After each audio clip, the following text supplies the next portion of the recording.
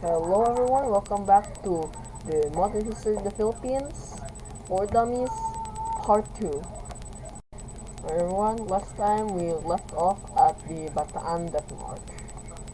And yeah, it is arguably one of the worst war crimes committed by the Japanese, but hey, beats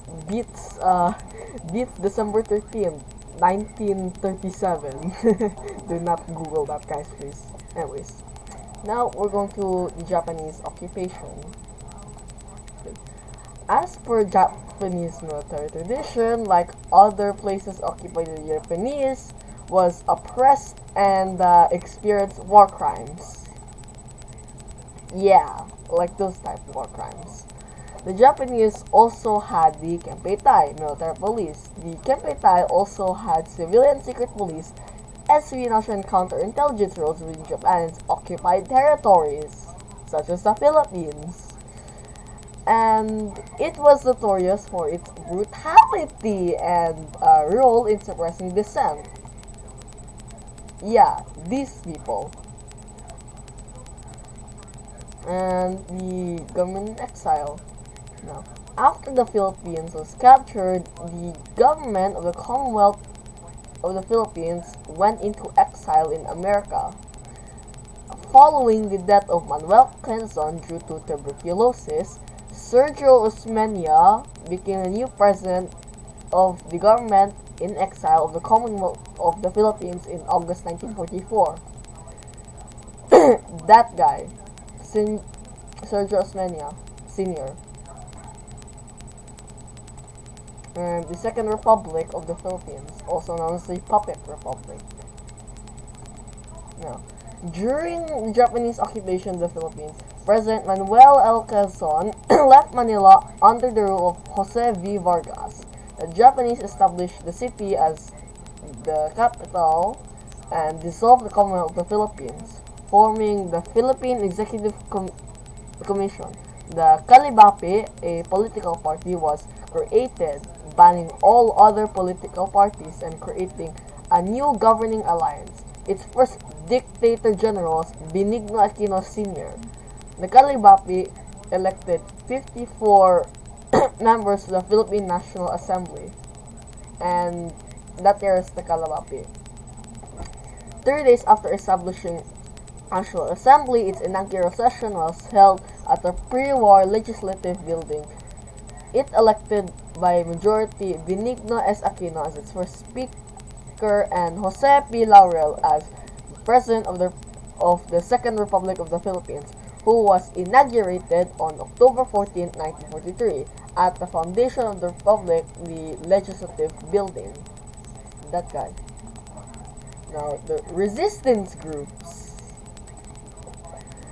During World War II, various resistance groups in the Philippines fought against the Japanese occupation, playing a crucial role in undermining Japanese control and supporting the eventual liberation of the islands. These groups, including the USAFFE and American-sponsored guerrillas, the communist-led Hukbalahap Resistance, the ethnic Chinese resistance, and the Moro resistance in Mindanao. Moro people are these Muslim ethnic group that still kinda resist the central government up until today. We'll get on that once we get to Marcos problems. Resistance in Visayas, the Philippine Communist Party, and individual heroes and leaders. The combined efforts of diverse resistance factions ensured that Japan controlled only a fraction of the Philippine provinces by the war's end. The Philippines had a strong resistance movement against Japanese occupation. The guerrilla activity increased over the years, and by the end of the war, Japan only controlled 12 of the 48 provinces. Around 260,000 people were organized under guerrilla groups, and members of anti-Japanese underground organizations were numerous. And Japanese collaborators, aka traitors. These people, the Makipili, the as mentioned, Japanese collaborators, was a militant group formed in the Philippines during World War II to aid the Imperial Japanese Army.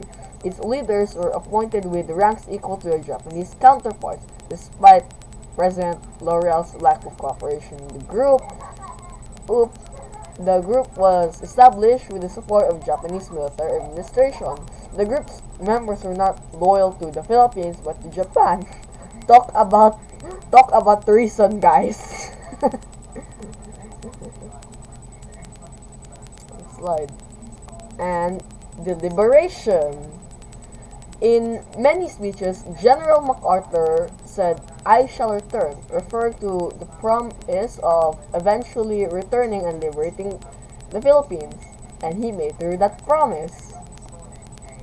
After the Battle of Leyte Gulf, the largest naval battle/engagement in the entirety of history, the U.S. and Philippine forces, along with support from Australia and Mexico, began amphibious landings on Leyte Island on October 20th, 1944. The Japanese surrendered on August 15, 1945 after the atomic bombings of Japan and the Soviet invasion of Manchuria. For the actions of General Douglas MacArthur in liberating the Philippines, the MacArthur Leyte Landing Memorial National Park was made in his honor. In fact, this is an image of that national park. And just some funny stuff here. While I was doing my research, I found this. Do you speak Japanese? Anyways, that concludes our video, and that concludes the part of the series that covers the part of Japanese occupation to the liberation. Next video, we'll be talking about the Third Republic of the Philippines. So, until then, guys, goodbye.